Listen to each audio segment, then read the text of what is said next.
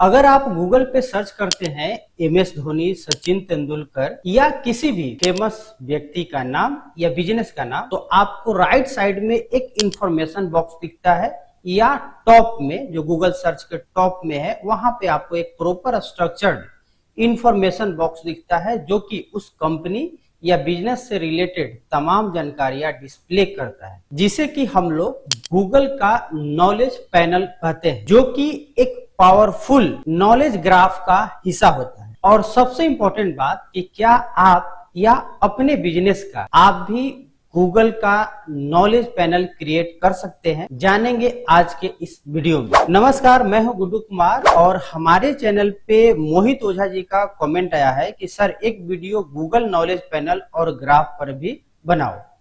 तो ये जो वीडियो है डेडिकेटेड है इन्हीं के कमेंट पे, जो कि आज के इस वीडियो में हम डिटेल में बात करेंगे कि गूगल नॉलेज ग्राफ क्या होता है, गूगल नॉलेज पैनल क्या होता है, ये दोनों के बीच में मुख्य अंतर क्या है और इसे आप अपने लिए या अपने बिजनेस के लिए कैसे क्रिएट कर सकते हैं, और सबसे बड़ी बात कि इसका एसईओ पॉइंट ऑफ व्यू से क्या बेनिफिट होता है। तो यदि आप ये चीजें डिटेल में समझना चाहते हैं तो इस वीडियो को अंत तक आप जरूर देखिएगा। और सबसे बड़ी बात कि लास्ट में हम कुछ बोनस पॉइंट भी बताएंगे जो कि आपके गूगल नॉलेज पैनल के लिए बेहद ही इंपॉर्टेंट होगा। तो सबसे पहले समझते हैं कि ये गूगल नॉलेज ग्राफ क्या होता है। एक्चुअली में सिंपली समझे तो गूगल नॉलेज ग्राफ एक बहुत बड़ा डेटाबेस है जो कि विभिन्न लोगों की या कंपनी का या अलग अलग आपके जो प्लेसेज है, मूवी है, बुक्स है या अदर जो भी प्रोडक्ट्स है, उनकी एक मिलियन ऑफ डाटा कह सकते हैं, उसको स्टोर करके रखता है। और सबसे बड़ी बात कि उस सिंपल एक प्रोडक्ट या पर्सन को ही नहीं बल्कि उनके रिलेशंस के पूरी एंटिटी को भी स्टोर करके रखता है। जैसे एग्जांपल के लिए यदि आप सचिन तेंदुलकर सर्च करते हैं तो सिर्फ सचिन तेंदुलकर का नाम और फोटो ही नहीं आएगा, बल्कि उनके बारे में डिटेल बताएगा कि इनकी प्रोफेशन क्रिकेटर है, इंडिया से है, इनकी डेट ऑफ बर्थ क्या है, इनके स्पाउस कौन है यानी वाइफ कौन है, यदि बच्चे हैं तो कौन कौन है, वो तमाम जानकारी आपको दिखाएगा। साथ में आपको उनकी कैरियर से रिलेटेड जैसे स्टेट्स हो गया वो भी आपको इसी होम पेज पे ही उस नॉलेज पैनल में ही दिखाता है। और ये सारी इंफॉर्मेशन जो स्टोर करके रखता है वो है आपका नॉलेज ग्राफ। और सबसे बड़ी बात कि ये सभी जो इंफॉर्मेशन है जो नॉलेज ग्राफ स्टोर करके रखा है वो गूगल के अलग अलग जो ट्रस्टेड सोर्सेज हैं वहां से इन इंफॉर्मेशन को कलेक्ट करता है और फिर एआई के थ्रू इसको कनेक्ट करके अपने डेटाबेस में स्टोर कर लेता है। और इसी इंटरकनेक्टेड डाटाबेस को गूगल नॉलेज ग्राफ का सिंपल भाषा में समझे तो हमारी बॉडी की जो माइंड है ये गूगल का नॉलेज ग्राफ कहा जाए, जो कि सिर्फ कीवर्ड को नहीं समझता है बल्कि गूगल के एंटिटी को समझता है। जबकि दूसरी तरफ जो गूगल नॉलेज पैनल है ये क्या है, तो एक्चुअली में जो नॉलेज पैनल यानी कि गूगल पे जो इंफॉर्मेशन बॉक्स होता है उसको नॉलेज पैनल कहा जाता है। और ये जो नॉलेज पैनल में इंफॉर्मेशन दिखाया जाता है वो नॉलेज ग्राफ में स्टोर किए डाटा को दिखाया जाता है। यानी कि सिंपल तौर पे देखा जाए तो नॉलेज जो ग्राफ है वो बैकएंड है यानी बैकएंड डेटाबेस है, तो नॉलेज पैनल आपका फ्रंट एंड डिस्प्ले हो गया।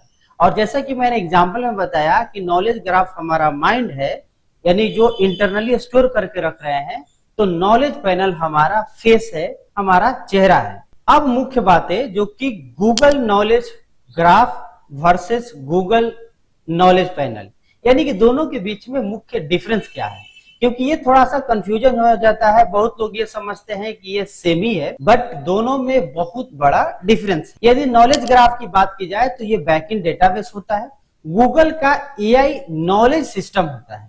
और सबसे बड़ी बात कि डाटा को कनेक्ट करके रखता है और यहाँ जो डाटा स्टोर रहता है वो डायरेक्ट यूजर को नहीं दिखता है। जबकि दूसरी तरफ जो नॉलेज पैनल है ये सर्च रिजल्ट में विजिबल होता है।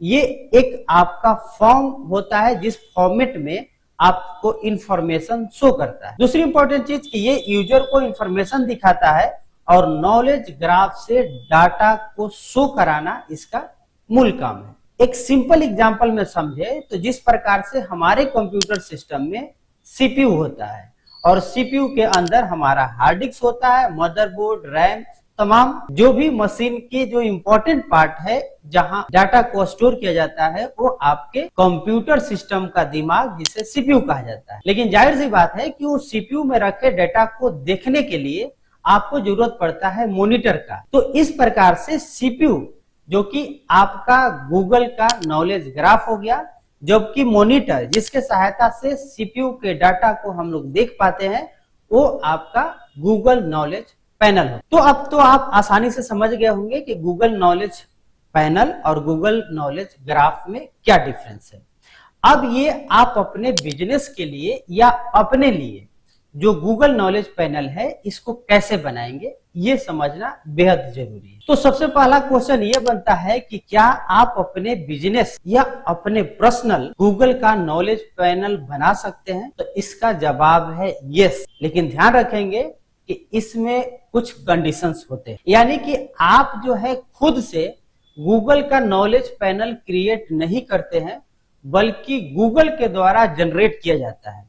और वो जो जनरेट किया जाता है वो ऑनलाइन प्रेजेंस में आपके या आपके बिजनेस के बारे में जो इंफॉर्मेशन प्रेजेंट है उसके आधार पे गूगल के द्वारा स्वतः आपकी नॉलेज पैनल क्रिएट किया जाता है या जनरेट किया जाता है। यदि कुछ स्टेप्स में समझे कि कब ये गूगल डिसाइड करता है या हम यदि अपने स्तर से प्रयास करें कि जल्दी गूगल का नॉलेज पैनल क्रिएट हो जाए तो उसके लिए क्या करना चाहिए, तो सबसे नंबर 1 स्टेप में आता है आपका गूगल बिजनेस प्रोफाइल ऑप्टिमाइज कर, यानी कि आपकी गूगल बिजनेस प्रोफाइल कंप्लीट रूप से ऑप्टिमाइज हो, photo, review, post, service, website और सबसे बड़ी बात कि आपकी गूगल बिजनेस प्रोफाइल एक्टिव हो, रेगुलर उस पर पोस्ट आ रहा हो। दूसरी स्टेप में आता है आपकी वेबसाइट होना बहुत जरूरी है और वेबसाइट पर स्कीमा मार्कअप को यूज करना होगा, organisation schema, local business schema, person यदि आप हैं तो person schema, same as schema, ये आपको स्कीमा मार्कअप क्रिएट करने होंगे। थर्ड स्टेप में आपको हर जगह सेम इंफॉर्मेशन रखना होगा, यानी जिसको एनएपी बोलते हैं, नेम एड्रेस फोन नंबर, साथ में आज के डेट में डब्ल्यू यानी वेबसाइट। एनएपी कंसिस्टेंसी बहुत इंपॉर्टेंट हो जाता है गूगल के द्वारा knowledge panel generate. Fourth step में आपकी सोशल मीडिया प्रोफाइल भी क्रिएट होने चाहिए, खासतौर पे आपकी जो फेसबुक है, इंस्टाग्राम, लिंक्डइन, ट्विटर, जो प्रमुख सोशल मीडिया प्लेटफॉर्म है वहां पे आपके बारे में इंफॉर्मेशन होना जरूरी है। और फिफ्थ जो कि बहुत ही इंपॉर्टेंट स्टेप माना जाएगा वो है ऑथोरिटेटिव साइटेशंस क्रिएट करना, यानी कि आपकी मल्टीपल जो भी लिस्टिंग वेबसाइट है या डायरेक्टरी वेबसाइट है वहां पे आपके या आपके बिजनेस के बारे में साइटेशंस क्रिएट होने जरूरी है। क्योंकि गूगल जो है इन्हीं जो ट्रस्टेड वेबसाइट है इन्हीं के द्वारा लिए गए इंफॉर्मेशन के आधार पे आपकी गूगल नॉलेज पैनल जनरेट होता है। इसलिए गूगल ट्रस्टेड जितने भी वेबसाइट हैं उन पे आपको ज्यादा से ज्यादा लिस्टिंग क्रिएट करना होगा। और सबसे इंपॉर्टेंट जो कि छठा स्टेप है वो है मीडिया मेंशंस और पीआर। एक्चुअली में जब भी आपके या आपके बिजनेस के बारे में जो भी प्रमुख मीडिया वाले वेबसाइट होते हैं वहां जब आपको मेंशन किया जाता है, बार बार उसके बारे में लिखा जाता है, तो गूगल को स्वतः ट्रस्ट होने लगता है, जिसके आधार पे गूगल आपके बिजनेस या आपकी personal Google knowledge panel generate किया जाता है। इन शॉर्ट बात करें कि गूगल जब आपका नॉलेज पैनल क्रिएट करता है तो ये डाटा लाता कहां से? तो गूगल सिर्फ आपकी वेबसाइट नहीं देखता बल्कि ये इंफॉर्मेशन को कलेक्ट करता है अलग अलग वेबसाइट से, जैसे कि आपकी गूगल बिजनेस प्रोफाइल हो गया, ऑफिशियल आपकी वेबसाइट हो गई, विकीपीडिया हो गया, विकी डाटा हो गया, social media, news website, comment website, business directory, structure data, knowledge जो ग्राफ में एपीआई स्टोर होते जाता है और उसके बदौलत फिर आपकी बारी आती है नॉलेज पैनल जनरेट होने। अब आपके पास क्वेश्चन आ सकता है कि जब इतनी बड़ी झंझट है, इतनी बड़ी डेडिकेशन के साथ हमको डाटा अलग अलग साइट पर मेंशन करना होगा जिसके बदौलत कि आपका नॉलेज पैनल जनरेट होगा, तो इसके फायदे क्या है? तो ये समझना जरूरी है कि आखिर यदि बेनिफिट्स की बात करें तो नंबर 1 पे आपकी ब्रांड ट्रस्ट इंक्रीज होता है, जाहिर सी बात है कि कोई भी सर्च करेगा तो सबसे ऊपर या राइट साइड में आपका नॉलेज पैनल दिखता है, जिसके बदौलत लोगों की ट्रस्ट बढ़ती है। क्योंकि नॉलेज पैनल उसका ही बनता है, आप चूंकि कोई भी पैसा दे करके या फॉर्म भर के नॉलेज पैनल नहीं बना सकते हैं। गूगल ट्रस्टेड जो भी बिजनेस है या पर्सन है उन्हीं का बनाता है। तो डेफिनेटली इसके बदौलत आपकी ट्रस्ट इंक्रीज होती है और कस्टमर को आपकी बिजनेस जेन्युइन लगता है या आप जेन्युइन लगते हैं। दूसरी नंबर 2 पे होता है हायर सीटीआर मिलता है, यानी लोग और डिटेल की वजह से ज्यादा आपके वेबसाइट पे, आपके सोशल मीडिया पे क्लिक करते हैं।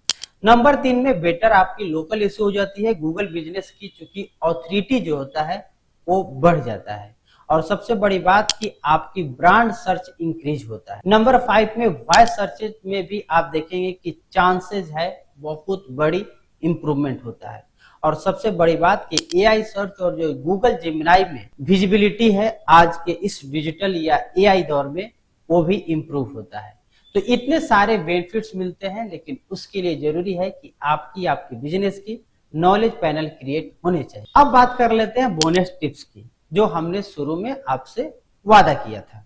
तो चलिए हम आपको नॉलेज पैनल को जल्दी, यदि आप बनवाना चाहते हैं, गूगल को विवश करना चाहते हैं कि भाई आप मेरा या मेरे बिजनेस का नॉलेज पैनल तो जनरेट कर ही दो, तो आपके लिए कुछ चेकलिस्ट आपको बता रहे हैं। इस चीज को जरूर आप फॉलो। जैसे आपका गूगल बिजनेस प्रोफाइल हो जाना चाहिए, एसईओ ऑप्टिमाइज्ड वेबसाइट होनी चाहिए, organisation schema, local schema, same schema, Wikipedia entry आपको कर लेना है अगर आप एलिजिबल हैं तो, social profile review, quality bank link, और सबसे बड़ी चीज की ब्रांड मेंशंस या जो न्यूज मीडिया होते हैं या पीआर होता है, उस पर आपको मल्टीपल 10, 15, 20 आपको जरूर पब्लिश करा लेनी है अपने बारे में इंफॉर्मेशन। और ये सब मिलकर के गूगल को स्ट्रॉन्ग एंटिटी सिग्नल देता है, जिसके बदौलत आप देखेंगे कि गूगल के द्वारा धीरे धीरे आपकी नॉलेज पैनल को जनरेट कर दिया जाएगा। तो फाइनली आज के इस वीडियो में हम लोग ने जाना कि गूगल नॉलेज ग्राफ क्या होता है, गूगल नॉलेज पैनल क्या होता है, दोनों के बीच में डिफरेंस क्या है और इसके फायदे क्या है। उम्मीद है कि ये इंफॉर्मेटिव वीडियो आपके काम की लगी होगी। यदि आपके पास भी कोई क्वेश्चन, डाउट, कंफ्यूजन या मेरे लिए कोई सजेशन हो तो जरूर कमेंट बॉक्स में बता दीजिएगा। हो सकता है अगला वीडियो आपके कमेंट के आधार पर। फिलहाल इस वीडियो में इतना ही, मिलते हैं अगले वीडियो में, तब तक के लिए धन्यवाद।